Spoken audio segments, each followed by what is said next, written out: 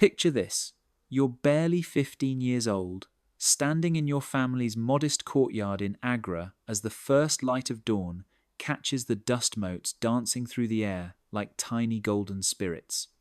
Your father kneels beside the small fountain, performing his morning prayers with the same quiet devotion he's shown every day of your life.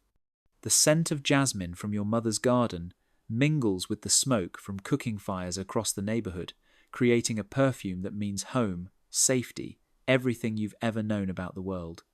You're grinding sandalwood paste on the stone slab, preparing the sacred tilaka that your father will wear to the temple when you hear them.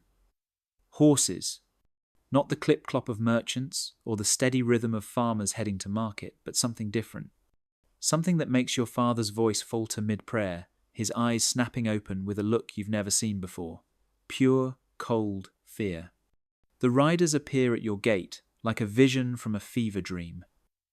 Silk turbans catch the morning light, their horses' bridles jangling with silver bells that sound almost festive, almost cheerful. But there's nothing cheerful about the way they dismount, nothing casual about how their eyes sweep across your family's small compound with the calculating precision of merchants appraising goods at market. "We seek the boy," the tallest one says, in accented Hindi, his voice carrying the authority of someone accustomed to having his words obeyed without question.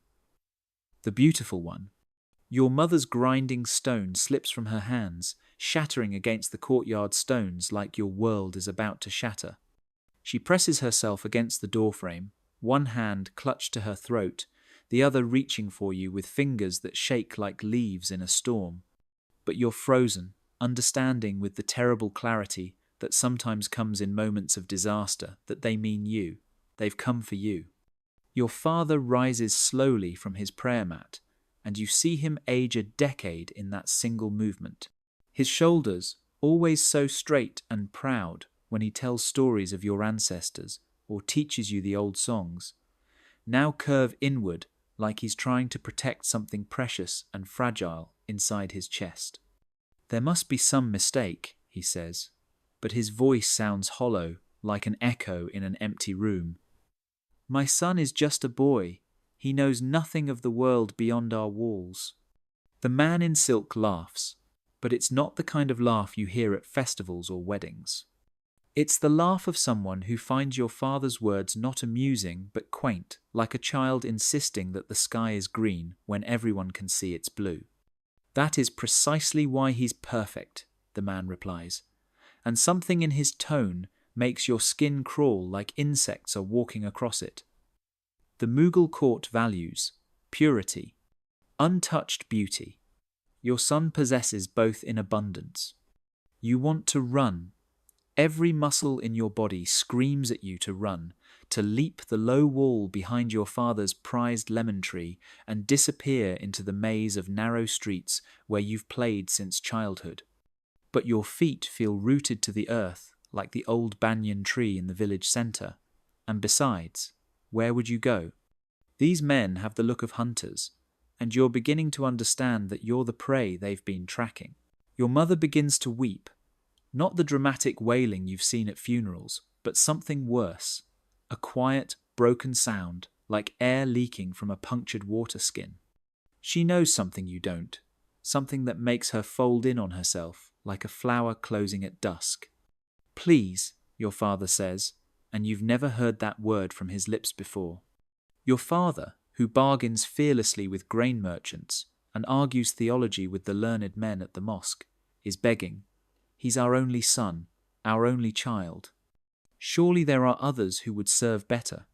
Others have been selected as well. The silk-clad man replies with the patience of someone explaining something obvious to a slow child.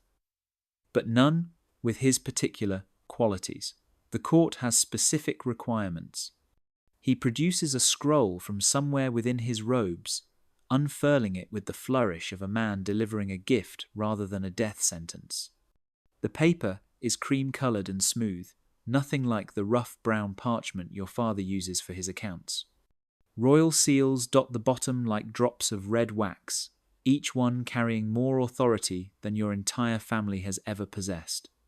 By order of His Imperial Majesty, the man reads in a voice that grows more formal with each word, the youth known as. He pauses, looking at you directly for the first time, and you feel something cold slither down your spine under his gaze. What is your name, beautiful one? You open your mouth, but no sound emerges. Your name, which you've carried for 15 years like a treasured possession, suddenly feels too precious to give away. As if by speaking it aloud, you'll be surrendering the last piece of who you are to these strangers who look at you like you're already their property. His name is Vikram, your father says quietly, and even that feels like a betrayal, though you know he has no choice. Vikram, the man repeats, and somehow your name sounds different in his mouth, changed. Dirtied, by imperial decree, you will accompany us to the Red Fort, where you will enter the service of the Mughal court. This is a great honor for your family. The word honor hangs in the air like smoke from a funeral pyre. Your mother's weeping grows louder, and you realize with a sick certainty that whatever this honor entails, it's the kind that destroys the people it's bestowed upon. When? Your father asks, though you can tell from his voice that he already knows the answer. Now, comes the reply, simple and final as a gravestone inscription. The man gestures, and two other riders dismount. They move toward you with the easy confidence of men who have done this many times before, who know exactly how this scene will play out because they've acted it out in a dozen other courtyards with a dozen other families. Your mother rushes forward, pressing something small and warm into your palm. Her wedding ring, the simple gold band your father gave her when they were barely older than you are now. Her fingers curl yours around it, and she whispers a prayer in your ear, words meant for gods who suddenly seem very far away. As they lift you onto the horse, your world tilts and shifts like everything solid has become liquid. The last thing you see clearly is your father standing in the courtyard where you ground sandalwood just moments ago. His prayer mat still spread on the stones, his morning devotions abandoned for a nightmare that has no end in sight. The horse beneath you begins to move, carrying you away from everything you've ever known towards something you can't yet imagine, something that lurks in the shadows of your understanding, like a beast too terrible to look at directly. Behind you, your mother's cries fade into the distance, but they echo in your chest like they'll never stop. The Red Fort rises before you, like a mountain made of red stone and impossible dreams. After 3 days of riding through landscapes that grew stranger and more magnificent with each mile, you're no longer the village boy who ground sandalwood in his father's courtyard. You're something else now, though you don't yet have words for what that something might be. The other boys in your group haven't spoken much during the journey. There are 7 of you, ranging in age from what looks like 12 to perhaps 17, all chosen for reasons that become more obvious the longer you study your companions. Beautiful faces, unblemished skin, the kind of features that make people stop and stare in marketplaces. You're all currency now, though the exchange rate hasn't been explained. Jahangir, the boy riding closest to you, comes from somewhere near Lahore. His eyes hold a haunted quality that suggests he knows more about your destination than the rest of you combined. When you try to ask him questions, he just shakes his head and looks away, as if speaking about it might make it more real. Don't ask, he finally whispers during a rest stop when the guards are watering their horses. You'll understand soon enough, and once you do, you'll wish you didn't. The entrance to the fort swallows your small procession like a mouth opening to devour prey. Guards in gleaming armor nod to your escorts with the familiarity of routine, barely glancing at the cargo being delivered. You're expected, planned for, part of some larger design that operates with the precision of clockwork. The corridors stretch ahead like arteries in some vast, living creature. Marble walls inlaid with precious stones catch torchlight and throw it back in patterns that hurt to look at directly. Everything is more beautiful than anything you've ever imagined, and somehow that beauty feels threatening, like a spider's web designed to attract flies. You pass through courtyard after courtyard, each more magnificent than the last, until you lose all sense of direction and distance. This place is a maze designed to confuse, to make escape not just difficult, but unthinkable. By the time you reach your destination, you couldn't find your way back to the entrance if your life depended on it. And maybe it does. The man waiting for you in the final chamber makes the silk-clad rider who took you from your home look like a beggar by comparison. Safdar Khan, he introduces himself, though the title that follows his name means nothing to your village-trained ears.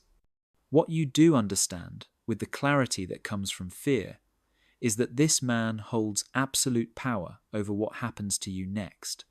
He's not old, perhaps 40, but his eyes carry the weight of someone who has seen too much and forgotten what it means to be surprised by human cruelty. When he looks at you and the other boys, he doesn't see children torn from their families. He sees inventory, resources, problems to be solved and products to be refined. Welcome to your new life. He says in a voice like honey poured over broken glass, you should feel honoured. Many boys dream of serving the Mughal court, but few possess the qualities necessary for selection.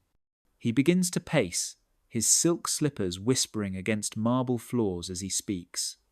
You will be housed, fed, educated, and trained according to your individual aptitudes and the court's current needs.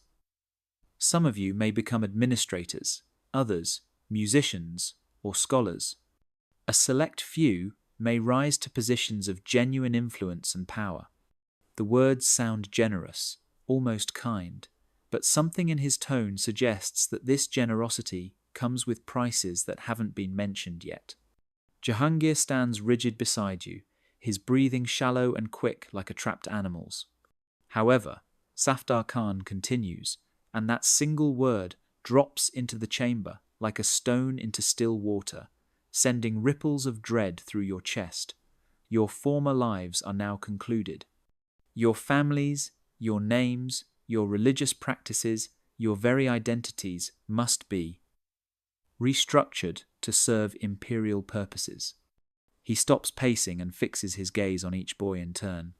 When those dark eyes settle on you, you feel exposed, like he can see straight through your skin to thoughts and fears you haven't even acknowledged yet. You will be assigned new names, new histories, new purposes. Resistance to this process is not merely discouraged, it is impossible. The sooner you accept your circumstances, the easier your transition will be. A younger boy, maybe 13, begins to cry. Not the dramatic sobbing of a child's tantrum, but the hopeless tears of someone who finally understands that the world is far crueler than he imagined.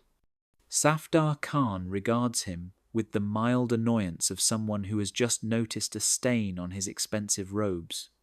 Crying will not change your situation, he observes with clinical detachment. It will only make your handlers assume you lack the emotional control necessary for advanced training. Such assumptions tend to result in 2. Less favourable assignments. The boy stops crying immediately, though tears continue to streak down his cheeks in silent testimony to his terror. Much better. Safdar Khan approves. Now, you will be taken to your quarters, bathed, fed, and given new clothes appropriate to your station. Tomorrow, your real education begins. Guards appear as if summoned by invisible signals, gesturing for you to follow. As you're led deeper into the fortress, you catch glimpses through marble screens of gardens more beautiful than paradise, fountains that throw jeweled water into perfumed air, pavilions where figures in silk move like dancers in some eternal, mysterious ballet. But beauty, you're learning, can be its own kind of prison. Your quarters are more luxurious than your family's entire house. Carpets soft as clouds cover floors of polished stone, and the bed is piled with cushions that smell of rosewater and sandalwood. A meal waits on a low table, food more elaborate than anything you've ever seen, let alone tasted. Yet as you sit among these riches, picking at delicacies that should delight your senses, all you can think about is your mother's simple dal and rice, the rough wool blanket that covered you during cold nights, the sound of your father's voice, telling stories of heroes and gods under stars that seem impossibly distant now. A servant enters without knocking, carrying an armload of silk garments in colours you don't have names for. He's young, perhaps only a few years older than you, but his eyes hold the same hollow quality you noticed in Jahangir's gaze. "Put these on," he says in accented Hindi, avoiding direct eye contact. "Burn what you're wearing now. It belongs to someone who no longer exists." As you change into the silk that whispers against your skin like secrets, you realize that the servant is right. The rough cotton clothes your mother wove, the simple sandals your father bought from the village cobbler, the thread bracelet, blessed by the temple priest, they all belong to Vikram from Agra, son of a grain merchant, keeper of his family's hopes and dreams. But Vikram is gone now, disappeared like smoke on the wind. In his place stands someone else, dressed in imperial silk, fed imperial food, breathing imperial air. You just don't know who that someone is yet. Outside your window, night falls over the red fort, like a curtain dropping on a play's first act.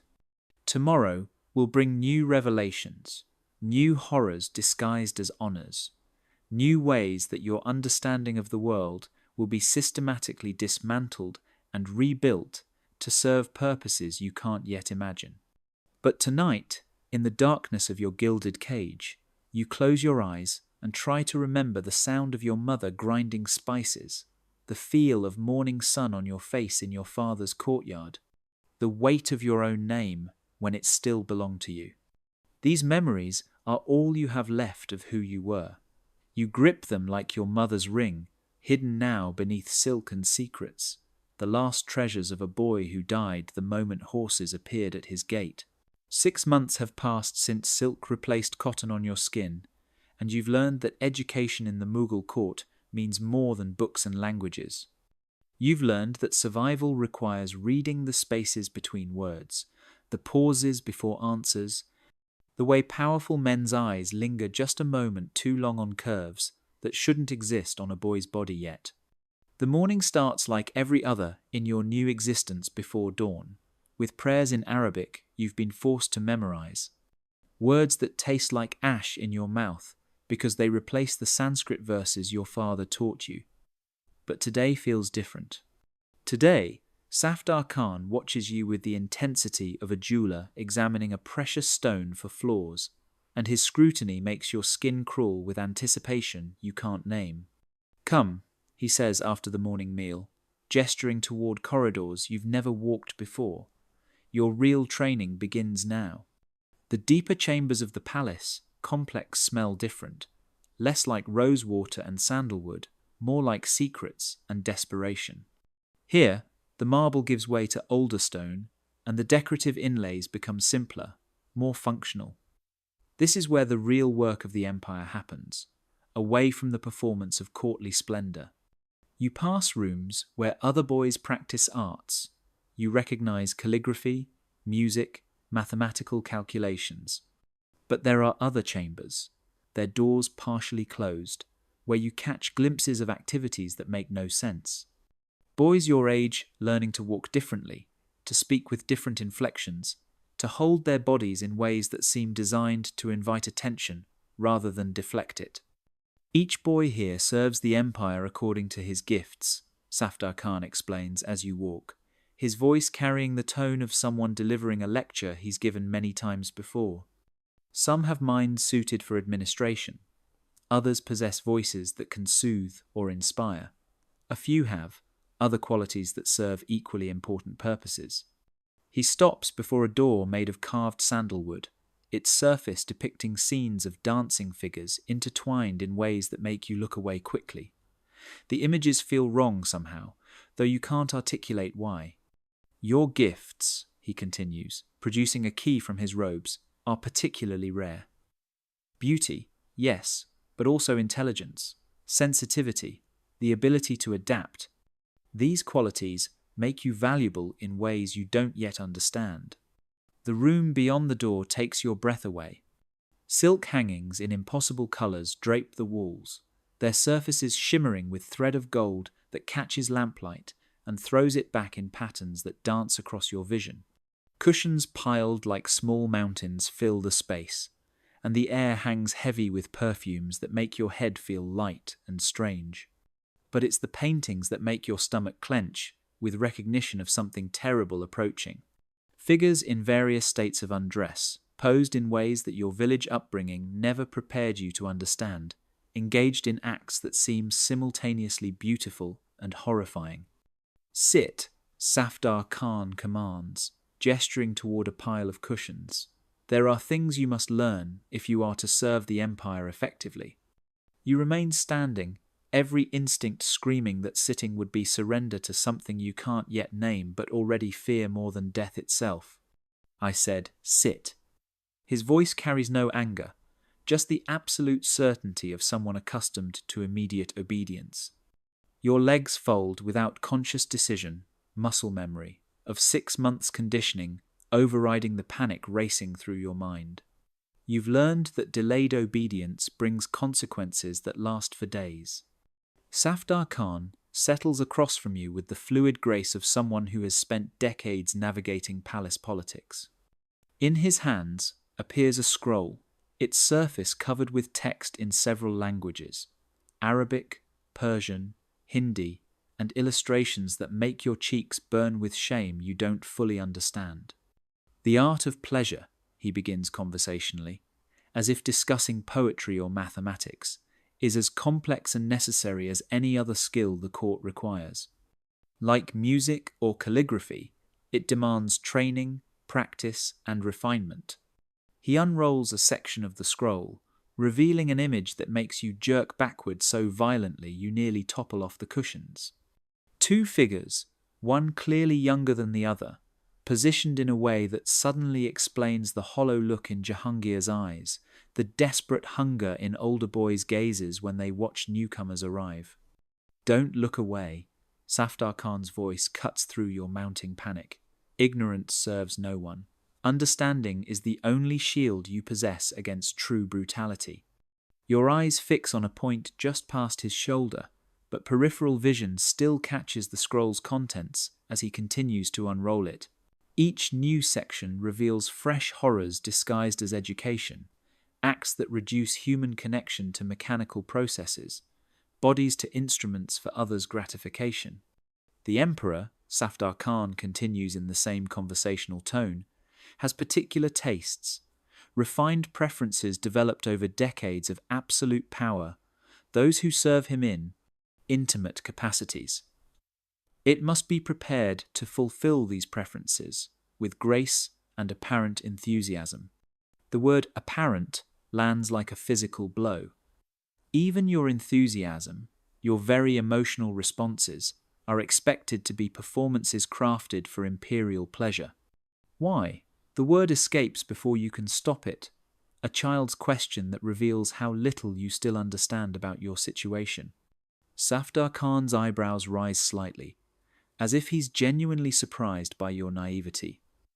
Because you are beautiful, he says simply, because beauty in the service of power is one of humanity's oldest traditions, because the emperor's desires matter more than your comfort, your past, or your future. He leans forward slightly, and you smell the rosewater on his breath, see the calculation in his dark eyes. Because resistance will destroy you, while compliance might elevate you beyond anything your merchant father could have imagined. I want to go home. The words come out smaller than you intended, carrying all the helpless longing of 6 months' accumulated loss. Home no longer exists for you, he replies, with what might almost be kindness, if kindness could survive in such a place. The boy who lived there is gone.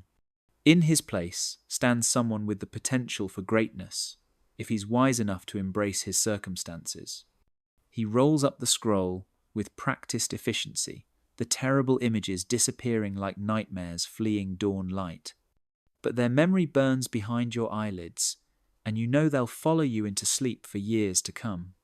You have 1 week to prepare yourself mentally for your new duties, Safdar Khan announces, rising with fluid grace. During that time, you'll receive specialized instruction from those who have successfully navigated similar transitions. Listen to them. Learn from them. Their wisdom might preserve whatever remains of your soul. As he moves toward the door, you realize this is your last moment to speak, to plead, to try some desperate appeal to whatever humanity might survive in this place.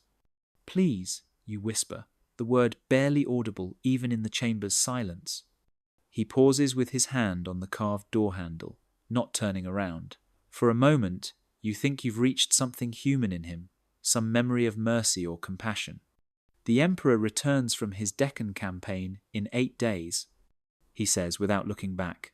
He will expect his newest acquisition to be ready for service. The alternative to readiness is disposal, and disposal in this palace rarely involves quick deaths. The door closes behind him with the soft finality of a tomb ceiling, leaving you alone with silk hangings and perfumed air, and the growing understanding that your childhood ended not when horses appeared at your gate, but right now, in this moment, when innocence became a luxury you could no longer afford.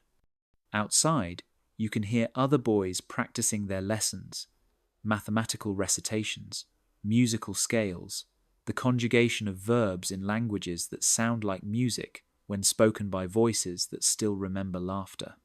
But in this chamber, surrounded by beauty designed to disguise horror, you finally understand what Jahangir meant when he said, "You'd wish you didn't know." Some knowledge, once gained, burns away everything that came before it, leaving only the terrible clarity of absolute powerlessness. Your mother's ring presses against your chest, where you've hidden it beneath silk robes, a small circle of gold that represents everything this place is designed to destroy.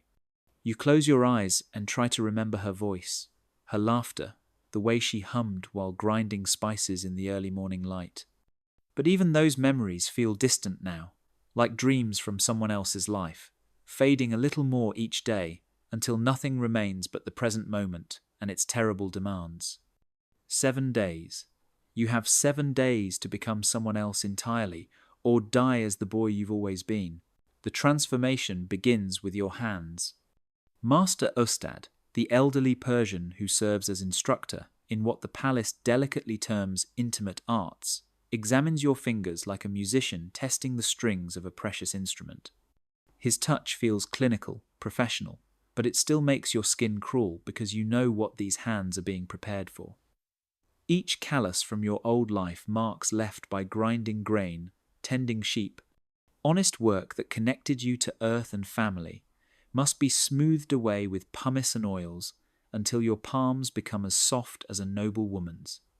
The Emperor's skin is sensitive, Master Ustad explains, in accented Hindi, his voice carrying the weary patience of someone who has performed this instruction countless times. Rough hands leave marks that displease him.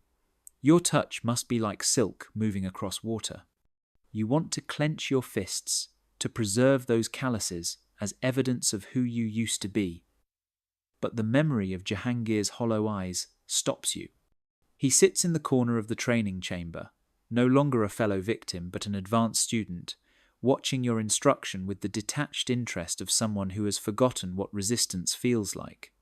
Breathe, Jahangir advises when he sees your shoulders trembling.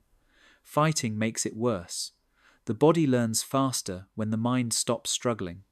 His words terrify you more than Master Ustad's clinical touches because they sound almost wise, like hard-won survival knowledge. This is how it happens, you realize. This is how boys become willing participants in their own destruction, not through force, but through the simple, terrible logic of adaptation. The days blur together in a nightmare of instruction that would be laughable if it weren't so soul-destroying. You learn to walk differently, hips moving in ways that draw attention to curves that shouldn't exist on a male body. You practice expressions designed to convey eager submission while hiding any trace of authentic emotion. You memorize phrases in Persian and Arabic that make you want to scrub your mouth with sand after speaking them. But the worst lessons happen in the evenings, when Master Ustad brings out silk scarves and demonstrates techniques that reduce the human body to a collection of pressure points and nerve endings. Each lesson strips away another layer of your self-respect, until looking at your reflection becomes an exercise in recognizing a stranger. Good, Master Ustad murmurs after you successfully complete a particularly degrading exercise. The Emperor values enthusiasm above technique. Remember, your pleasure in serving him must appear genuine, especially when it is not. On the fourth night, Daniel arrives. He's perhaps 17, beautiful in a way that seems almost feminine, with eyes that hold depths you're not sure you want to explore. Unlike the other boys, he moves through the palace with confidence, wearing silk robes that mark him as someone who has found favor in high places. Another lamb for the slaughter, he observes, settling onto the cushions beside you with fluid grace. How are you finding your education? The question seems genuine, but you've learned to distrust anything that appears kind in this place. It's difficult, you answer carefully. Daniel laughs, but the sound holds no humor. Difficult? Yes, I suppose that's one word for it. He studies your face with the intensity of someone reading text in a foreign language. You still have hope, don't you? Still believe this might all be some terrible mistake that will be corrected. You don't answer, but your silence is response enough. I thought the same thing, he continues conversationally. For months, I waited for my father to storm the palace gates, for the emperor to realize his error, for some divine intervention that would restore my old life. His fingers trace patterns on the silk between you, and you notice scars on his wrists that suggest previous attempts at a more permanent escape. What changed, you ask, though part of you dreads the answer. I learned that survival requires flexibility. Daniel's voice drops to a whisper. The boys who resist too hard disappear. The ones who submit completely become hollow shells like our friend Jahangir there. But there's a third path, if you're clever enough to find it. He leans closer, and you smell sandalwood and something else, a scent that might be freedom or might be corruption. You can't tell which. Use them, he breathes against your ear. Learn their weaknesses, their desires, their fears. Become indispensable, not just as a body, but as a confidant, a source of comfort, a repository for secrets. Power flows in many directions, even in a place like this. Before you can respond, Master Ustad returns, and Daniel transforms instantly into the perfect picture of respectful attention. But his words echo in your mind as the evening's instruction continues, and you begin to notice things you'd missed before, the way certain servants move with quiet authority, despite their lowly positions. How information travels through seemingly casual conversations, the complex web of favors and debts that underlies every interaction. That night, unable to sleep on silk that feels like chains against your skin, you hear sounds from the chambers above. Rhythmic creaking, muffled voices, the kinds of noises that confirm your worst fears about what awaits you. But mixed with these sounds of exploitation, you catch fragments of conversation state secrets whispered in post-coital vulnerability, military plans discussed with pillow partners, the intimate details of imperial decision-making shared with boys who are expected to be decorative and silent. Knowledge, you realize, might be the only weapon available to the powerless. The revelation comes 3 days before the Emperor's return, during a lesson that pushes you past the breaking point of endurance. Master Ustad has been demonstrating techniques that require you to suppress every natural human response, disgust, fear, the basic instinct for self-preservation, and replace them with performed desire. Again, he commands, when your facade slips, revealing the terror and nausea beneath. The Emperor must believe that serving him brings you joy. Anything less is failure. I can't, you whisper, the words torn from somewhere deep in your chest. I can't pretend that this is what I want. Master Ustad's hand strikes your cheek with practiced precision, hard enough to sting, not hard enough to leave marks that would displease imperial eyes. You can, and you will, because the alternative is worse than death. But as you kneel there, tasting blood from a bitten tongue, feeling silk robes that cost more than your family's yearly income, you realize that Master Ustad is wrong. There are things worse than death, and you're living one of them. But there are also things worse than this current existence. And perhaps, just perhaps, there are ways to transform victimhood into something resembling agency. That evening, you seek out Daniel in the garden courtyard where boys are permitted to walk during supervised recreation periods. The space is beautiful, beyond description. Fountains throwing jeweled water into perfumed air, flowering trees that bloom out of season through careful cultivation, marble pathways that wind between islands of impossible beauty. But beauty, you've learned, is often just another word for prison when it's used to distract from horror. I want to learn, you tell him simply, and something in your voice makes him look at you with new attention. Learn what, exactly?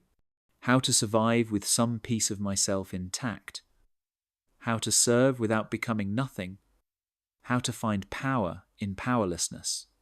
Daniel considers you for a long moment, his gaze measuring depths you're not sure you possess. Around you, other boys move through their evening routines, some broken, some adapting, all trapped in various stages of transformation from children into instruments of imperial pleasure. It requires becoming someone you never thought you could be, he says finally. Are you prepared for that kind of change? You think of your mother's ring, still hidden against your chest despite months of surveillance and control. You think of the boy who ground sandalwood in his father's courtyard, who believed the world was essentially good, who trusted that love and family could protect against any evil. That boy is gone, has been dying slowly since the moment horses appeared at your gate. In his place stands someone harder, someone capable of calculations that would have horrified your former self, someone who understands that survival sometimes requires embracing the very system that seeks to destroy you. Yes, you answer, and the word tastes like blood and silk and the bitter realization that innocence, once lost, leaves room for kinds of wisdom that no child should ever need to acquire. Daniel smiles, and for the first time since arriving at the palace, you see something in another person's eyes that might, eventually, become hope. Then tomorrow, we begin your real education, he says as the call to evening prayers echoes across the marble courtyards. Not the one they're giving you, but the one you'll need to survive with your soul intact. Above you, stars shine down on the red fort with the same indifferent beauty they showed over your father's house, over the village where your old life ended, over the entire vast empire that feeds on the dreams of children and calls it civilization. But tonight, for the first time in months, you feel something stirring in your chest that isn't despair. It's not hope not yet, but it's the possibility of hope, the seed from which resistance might eventually grow. The Emperor returns in 2 days. When he does, you'll be ready not as the broken, compliant victim the palace tried to create, but as something more dangerous and infinitely more complex. A boy who has learned to play the game of power from the bottom, and who might, just might, find ways to change the rules. The Emperor's hand feels like parchment against your cheek, dry and cold despite the warmth of the marble chamber where you kneel beside his throne. For 8 months, this moment has stalked your nightmares. The first touch, the first command, the first time you would have to perform the role that Safdar Khan and Master Ustad carved from your unwilling flesh. But what terrifies you most isn't the Emperor's desire. It's how easily the words of submission fall from your lips. How naturally your body curves into positions designed to please. How completely you've learned to wear someone else's face, while your real self watches in horror from somewhere deep inside. Beautiful. Emperor Aurangzeb murmurs, his fingers tracing the line of your jaw with the possessive touch of someone examining a prized possession. Safdar Khan spoke truly when he promised exceptional quality. You've been prepared for this moment through months of brutal training, but nothing could have readied you for the actual presence of absolute power. The Emperor doesn't need to threaten or command his very existence. It bends reality around him, making resistance feel not just impossible, but somehow wrong, like fighting the pull of gravity or the passage of time. "What is your name, child?" he asks, though you know he already has this information. The question is ritual, part of a ceremony that transforms you from person to property. "Whatever pleases your majesty," you answer, the words bitter as poison on your tongue. It's the response Danielle taught you, designed to demonstrate complete submission while avoiding the trap of claiming an identity the emperor might choose to strip away. Aurangzeb laughs, a sound like silk tearing. "Clever. Yes, I can see why you were selected." His grip tightens on your chin, tilting your face up to meet his gaze.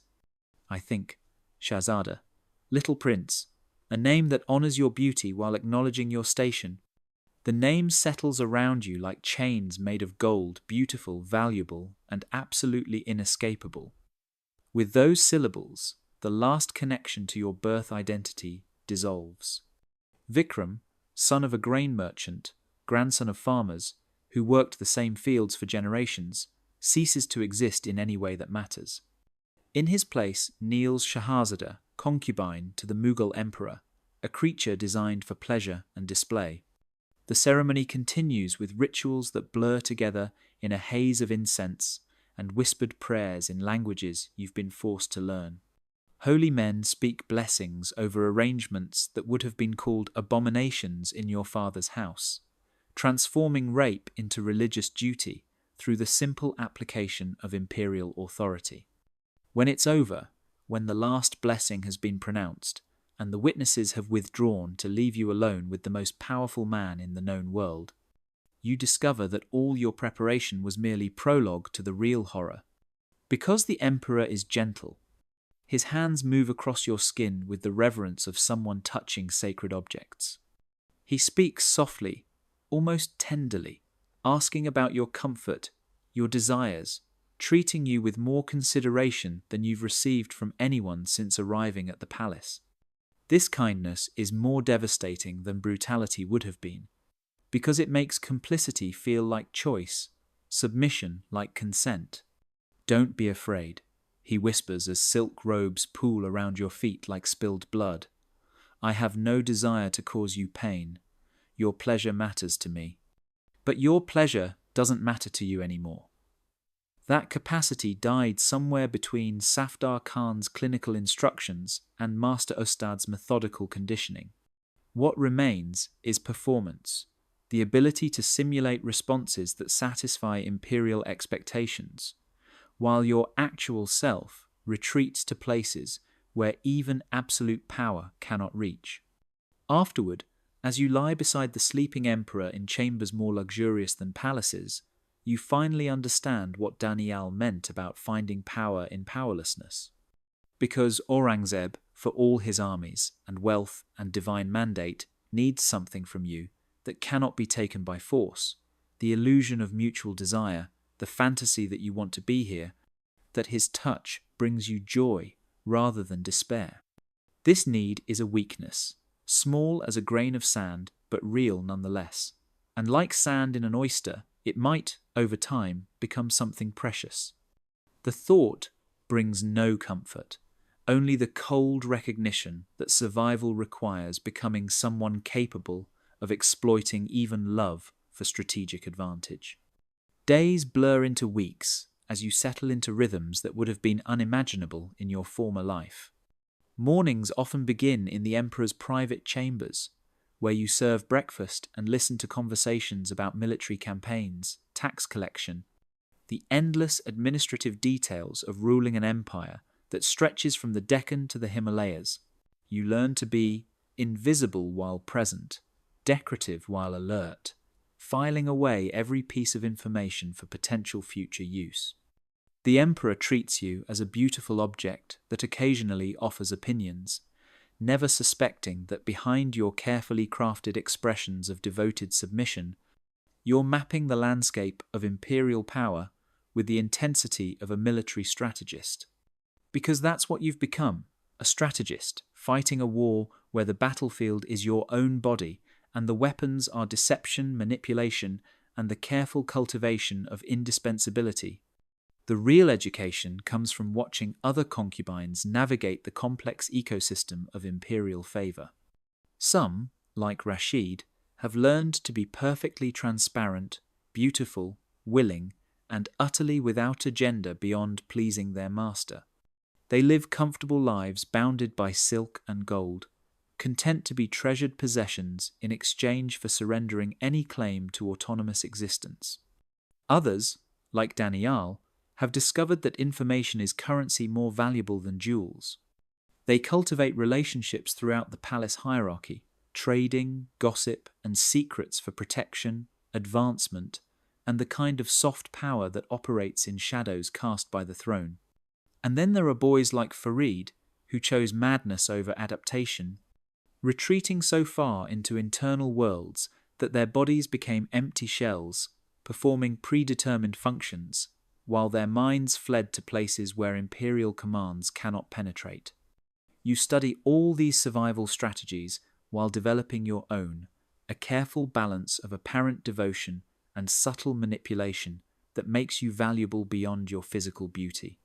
You become the emperor's confidant in small matters, the safe repository for complaints about ministers who disappoint him, the sympathetic ear that listens to imperial frustrations without judgment or agenda.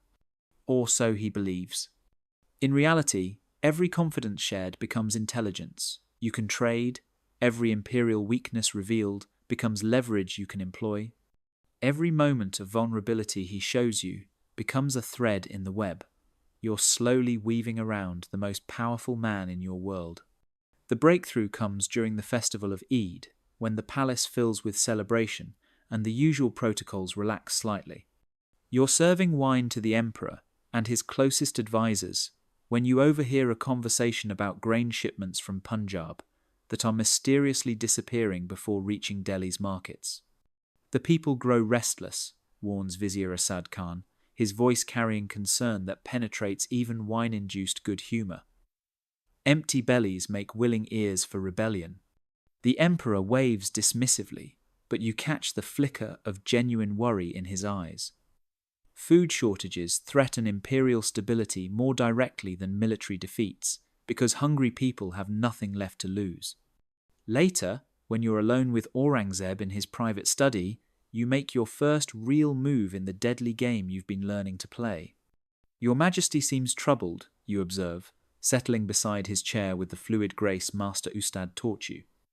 Perhaps sharing the burden would lighten it. The Emperor looks at you with surprise that quickly softens into something like gratitude. It's pathetic, really, how desperately he needs someone to confide in, someone who isn't positioning for advantage or plotting advancement. Of course, you are doing exactly those things, but your performance of innocence is flawless. The grain situation, he admits, accepting the wine you offer with hands that shake slightly. Someone is stealing from imperial convoys, but we cannot determine who. The investigation has stalled. You nod sympathetically, then venture the observation that destroys everything you once believed about yourself. Perhaps, you suggest with carefully crafted hesitation, the problem isn't identifying the thieves, but understanding why good men might be driven to theft. Desperate people take desperate measures, but grateful people protect what they value. The suggestion is subtle: reduce taxes in Punjab, increase local autonomy, turn potential rebels into stakeholders in imperial success. It's also brilliant, the kind of insight that could save thousands of lives and strengthen the empire. And it comes from your knowledge of administration you've absorbed during months of careful listening, combined with an understanding of human nature forged in the crucible of your own exploitation. The Emperor stares at you, as if seeing something unexpected, then breaks into the first genuine smile you've witnessed since arriving at the palace. Remarkable, he breathes. Beauty and wisdom in one perfect package. Allah has blessed me indeed. As he pulls you closer, lavishing praise and promises of elevated status, you feel something die inside your chest. Not your hope that died long ago. Not your innocence the palace consumed that months past. What dies is your last connection to the boy who ground sandalwood in his father's courtyard, who believed that goodness would ultimately triumph over evil. Because you've just solved a problem that will help strengthen the very system that destroyed you.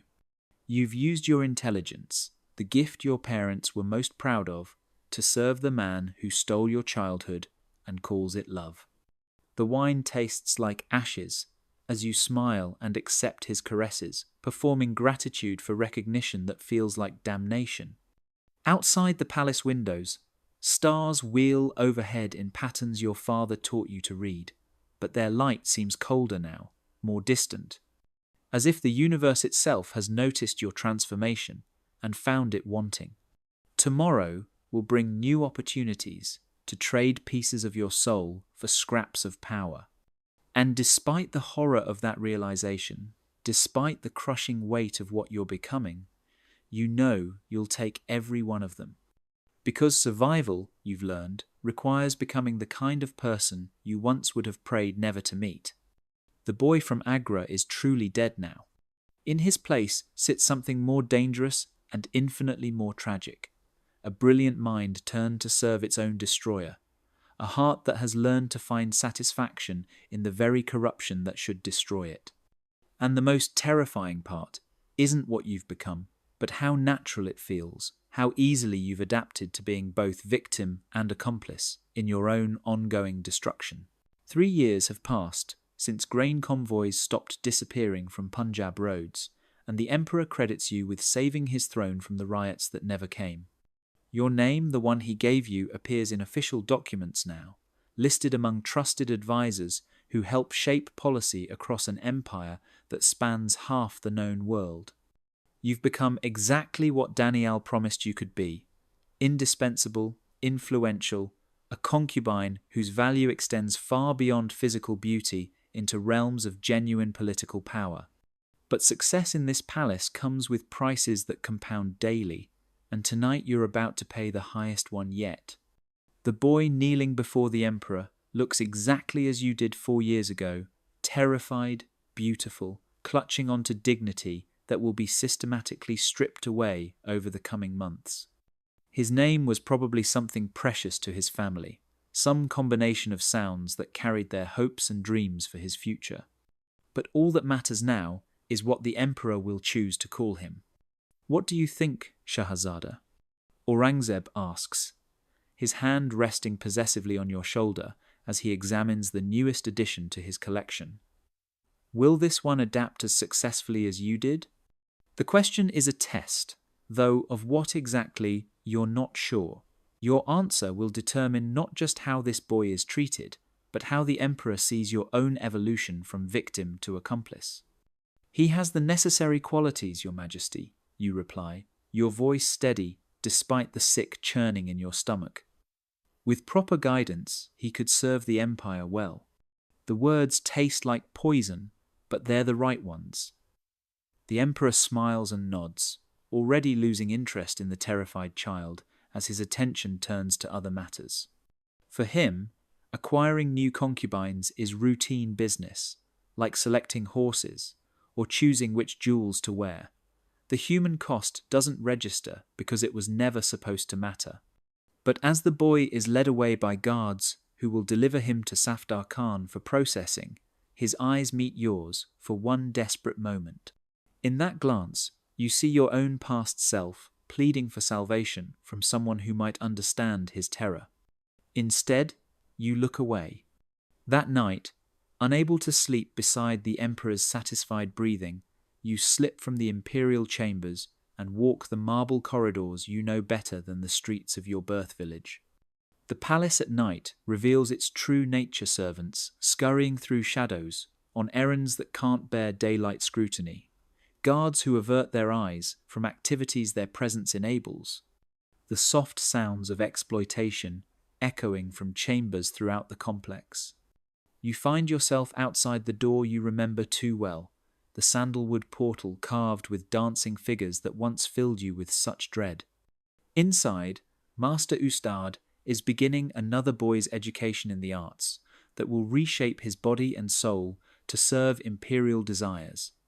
The sounds that emerge muffled protests, patient instruction, the systematic breaking of resistance transport you back to your own first lessons. But this time, you're on the other side of the power dynamic, complicit in what's happening rather than suffering through it. This realization should horrify you. Instead, you feel only a cold numbness that frightens you more than emotion would. In the garden courtyard, where you once begged Daniel to teach you survival, you find him waiting as if he'd known you would come. He's older now, elevated to a position that grants him his own chambers and a staff of servants, rewards for years of successful service that blur the lines between achievement and degradation. The new boy reminds you of someone, he observes without looking at you, his attention apparently focused on jasmine blossoms that bloom white as bone in the moonlight. He reminds me of everyone, you answer, settling beside him on marble benches that cost more than most families see in lifetimes. All of us, before we learn to be grateful for our cages. Daniel turns to study your face with the intensity that once made you hope he might save you. Now you recognize it as the calculating assessment of someone who has mastered the art of reading others' weaknesses. You could help him, he suggests quietly. Make his transition easier. Share what you've learned about navigating imperial desires. The offer hangs between you like smoke from incense burners, beautiful and toxic. Because he's right, you could ease the new boy's suffering, could teach him the shortcuts to acceptance that might preserve some fragment of his humanity. But doing so would require admitting what you've become, would force you to confront the extent of your own collaboration with the system that destroyed you. Why would I do that? You ask, though the question answers itself. Because, Daniel replies with the patience of someone who has had this conversation many times before, helping him means helping the boy you used to be. And maybe, in some small way, that constitutes redemption. The word irredemption strikes like a physical blow because it acknowledges the need for something you've spent years pretending doesn't exist. Redemption implies transgression, suggests that your survival strategies have moral weight beyond mere pragmatism. But what if survival isn't morally neutral? What if every compromise you've made, every manipulation you've employed, every moment you've chosen complicity over resistance, has accumulated into a debt that can never be fully repaid? The thought follows you back to imperial chambers, where Aurangzeb sleeps the peaceful sleep of someone whose conscience has never been troubled by the suffering he causes. You lie beside him, this man who destroyed your childhood and calls it love, studying his face in moonlight that streams through windows he had carved to display his power. He looks older than his years, worn by decades of absolute authority that isolates him from genuine human connection. Even his moments of tenderness with you are performances, elaborate fantasies that require your collaboration to maintain their illusion of authenticity. In sleep, he's almost pitiable, a lonely old man whose need for affection has become so twisted by power that he can only express it through domination. But pity feels dangerous, like another form of manipulation, another way the palace system corrupts even your most basic human responses. Dawn brings the call to prayer, and another day of performing devotion to faith you were forced to adopt, empire you were compelled to serve, man you were required to love. But as you kneel beside the emperor in his private mosque, surrounded by luxury that was purchased with human suffering, you make a decision that surprises you with its simplicity. You will help the new boy. Not because it constitutes redemption. You're not sure redemption is possible for someone who has become what you are. Not because it will ease your conscience. Your conscience is a luxury you surrendered long ago. But because somewhere in the ruins of who you used to be, a small voice insists that choosing cruelty when kindness is possible represents a betrayal too fundamental to accept. The opportunity comes sooner than expected. 3 days later, you encounter the new boy, given the name Jahan, by the emperor, stumbling through corridors after his first private audience with Master Ustad. His face carries the expression you remember too well, the hollow shock of someone discovering that childhood has ended not gradually, but in a single, violent moment. It gets easier, you tell him, the lie falling naturally from lips that have learned to shape truth according to necessity. He looks at you with desperate hope, recognizing something familiar in your features despite the silk and jewels and carefully applied cosmetics that mark your elevated status. Does it? He whispers, and the question carries the weight of someone clinging to the last fragments of a worldview that can't survive what he's experiencing. You want to tell him the truth, that it doesn't get easier, it just gets different, that adaptation isn't healing, but a form of sophisticated self-destruction. But truth would be cruelty disguised as honesty, and he needs functional lies more than devastating accuracy. You learn to find moments of beauty, you say instead, gesturing toward gardens where impossible flowers bloom in defiance of seasons, where fountains throw jeweled water into air perfumed with rose and sandalwood. Even in places like this, beauty exists, and sometimes that's enough. Over the following weeks, you teach him everything. Daniel once taught you how to read the emperor's moods, how to position his body to minimize pain, how to cultivate the internal distance that makes submission bearable. But you also share lessons that go beyond mere survival, insights about finding power in apparent powerlessness, about preserving fragments of self in spaces too small for imperial notice. Watching his gradual transformation feels like witnessing your own death and rebirth in reverse, understanding for the first time the full scope of what was taken from you and what you've become in exchange. He learns quickly, too quickly, adapting to circumstances that should break him with the same terrible flexibility you once displayed. And as he changes, you begin to understand something that chills you to the bone. You're not saving him, you're recruiting him. Every lesson you provide makes him more valuable to the system that consumed you both, more capable of serving imperial desires, with the sophisticated compliance that transforms victims into accomplices. By teaching him to survive, you're ensuring his destruction will be as complete and successful as your own. The realization comes as you watch him perform for the Emperor, with skills you taught him, seeing the same hollow satisfaction in Aurangzeb's eyes that your own performances once inspired. Jahan has learned his lessons too well, has internalized the logic of submission so completely that resistance becomes not just impossible, but unthinkable.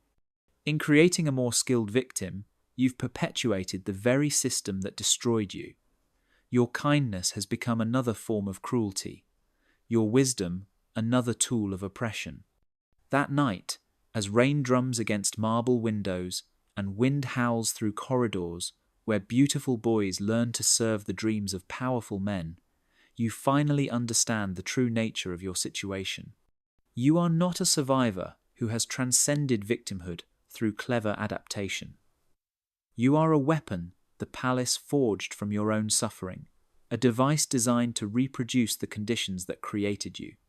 Every boy you help will become what you are broken, complicit, and convinced that their cooperation represents triumph rather than surrender. Every lesson you share will create another generation of beautiful casualties who mistake their own destruction for empowerment. And the most horrifying part is that you can't stop. Because stopping would mean accepting that all your pain, all your careful cultivation of influence and power, all the compromises that bought your survival, have been meaningless. It would mean admitting that the boy who ground sandalwood in his father's courtyard was murdered not by imperial cruelty, but by your own willingness to become his killer. So, you continue teaching and mentoring and shepherding new arrivals through transformations that will leave them as hollow and complicit as you are. You perfect the art of turning victims into weapons, children into accomplices, suffering into a renewable resource that feeds the Empire's endless hunger for beauty and submission. Outside, the same stars that once guided your father's prayers now shine down on an empire built from the dreams of dead children, maintained by the willing collaboration of their ghosts. And in chambers more luxurious than palaces, surrounded by beauty that was purchased with innocence, you perform the role that was carved from your unwilling flesh, not just concubine to an emperor, but guardian of the system that ensures there will always be more boys like the one you used to be. The boy from Agra is gone, has been gone for years. In his place sits something more terrible than any monster, a human being, who has learned to find meaning in perpetuating his own destruction, who has discovered that the deepest hell is not suffering imposed from without, but the moment when you become your own oppressor. And tomorrow, when new horses arrive at new gates in villages throughout the empire, when new boys are torn from families who will never see them again, you will be ready to welcome them with wisdom distilled from suffering, kindness that serves cruelty, and the terrible generosity of the damned, extending their hands to pull others into the abyss. Because this is what survival looks like when the system is stronger than any individual resistance, not triumph, but the transformation of victims into vectors of their own oppression, the conversion of suffering into a tool for creating more suffering. The empire endures not through force alone, but through the more sophisticated cruelty of convincing the destroyed that their destruction was actually salvation. And you, beautiful and broken and complicit beyond redemption, are living proof of how completely that cruelty succeeds.